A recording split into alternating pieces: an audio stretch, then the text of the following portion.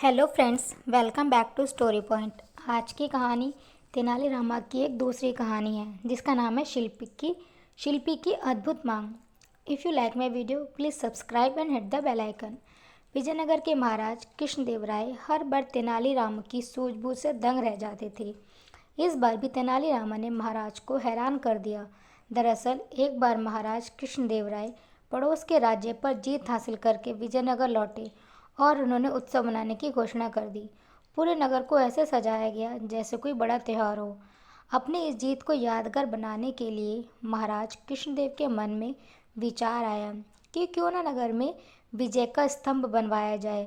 स्तंभ बनाने के लिए महाराज ने राज्य के सबसे हुनरमंद शिल्पकार को तुरंत बुलाया और उसे काम सौंप दिया।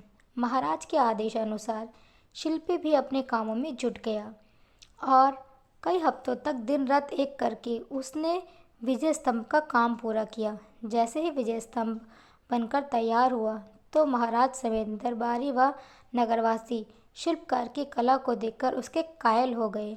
शिल्पी की कारीगरी से प्रसन्न होकर महाराज ने उसे दरबार में बुलाया और इनाम मांगने को कहा।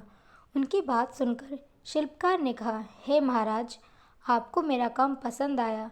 मेरे लिए यही सबसे बड़ा इनाम है। आप बस अपनी कृपा मुझ पर बनाए रखिएगा। शिल्पकार का जवाब सुनकर महाराज को खुशी हुई, लेकिन उन्होंने जिद पकड़ ली कि वे शिल्पी को कोई न कोई इनाम ज़रूर देंगे। महाराज ने शिल्पी को कहा कि उसे कोई न कोई इनाम मांगना ही होगा। महाराज की इच्छा को जानने के बाद दरबार में मौजूद अन्य दरबारी शिल्पकार से कहने लगे कि महाराज खुले मन से तुम्हें कुछ देना चाह रहे हैं, तुम जल्दी से मांग लो। शिल्पकार अपनी कला में माहिर होने के साथ साथ स्वाभिमानी और बुद्धिमान भी था। शिल्पी को लगा कि अगर वह कुछ नहीं मांगता तो महाराज नाराज हो सकते हैं। अगर वह कुछ ऐसा लेता है तो वह उसके स्वाभिमान और उसूलों के खिलाफ होगा। ऐसे में कुछ देर सोचने के बाद शिल्पकार ने साथ लाए अपने औजार का झोला खाली किया और खाली झोले को महाराज की तरफ बढ़ाते हुए कहा, महाराज, इनाम स्वरूप इस झोले को दुनिया की सबसे बहुमूल्य वस्तु से भर दीजिए। शिल्पी की बात सुनकर महाराज सोच में पड़ गए। ऐसी कौन सी वस्तु है जो सबसे बहुमूल्य है? काफ़ी देर सोचने के बाद महाराज ने दरबार में मौजूद राजपुरोहित व सेनापति समेत अन्य दरबारियों से इसका जवाब मांगा। घंटों सोचने के बाद भी शिल्पी को क्या दिया जाए, इसका उत्तर किसी की समझ में नहीं आ रहा था। किसी से भी संतोषजनक जवाब न मिलने पर महाराज झल्ला गए और शिल्पी से कहने लगे कि इस दुनिया में हीरे जवाहरात से बढ़कर और क्या कीमती हो सकता है। चलो, मैं तुम्हारा ये झोला उसी से भर देता हूँ। महाराज की बात सुनकर शिल्पी ने इनकार में सिर हिलाते हुए कहा, नहीं महाराज, हीरे जवाहरात इस दुनिया में सबसे कीमती नहीं है। वो मैं कैसे ले सकता हूँ? संयोगवश उस दिन तेनालीराम दरबार में मौजूद नहीं थे। किसी से भी समस्या का समाधान ना मिलने पर महाराज ने तुरंत तेनालीरामा को बुलाने का आदेश दिया। महाराज का संदेश मिलते ही तेनालीरामा तुरंत दरबार की ओर निकल पड़े। रास्ते में ही सेवक ने तेनालीरामा को महाराज की चिंता का कारण बता दिया था। दरबार पहुंचते ही रामा ने सबसे पहले महाराज को प्रणाम किया और फिर सभा में मौजूद अन्य लोगों का अभिवादन किया। महाराज की व्याकुलता को देखते हुए तेनालीरामा ने सभा में ऊंची आवाज़ में कहा, जिसे भी सभा में दुनिया की सबसे बहुमूल्य वस्तु चाहिए वे सामने आए।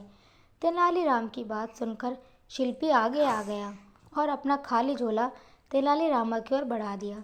शिल्पकार से झोला लेकर रामा ने उसके मुंह को खोला और हवा में 3-4 बार ऊपर नीचे हिलाकर थैले का मुंह बंद कर दिया।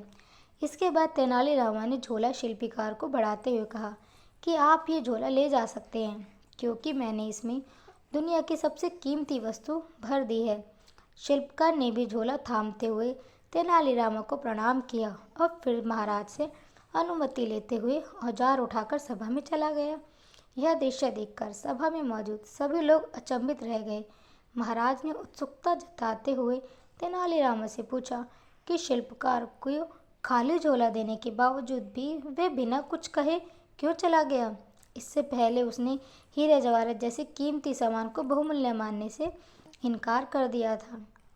महाराज की उत्सुकता व दरबारियों के चेहरे पर प्रश्न चिन्ह को देखते हुए रामा ने कहा, हे महाराज, वह झोला खाली बिल्कुल भी नहीं था, क्योंकि इसमें दुनिया की सबसे बहुमूल्य वस्तु यानी हवा भरी हुई थी।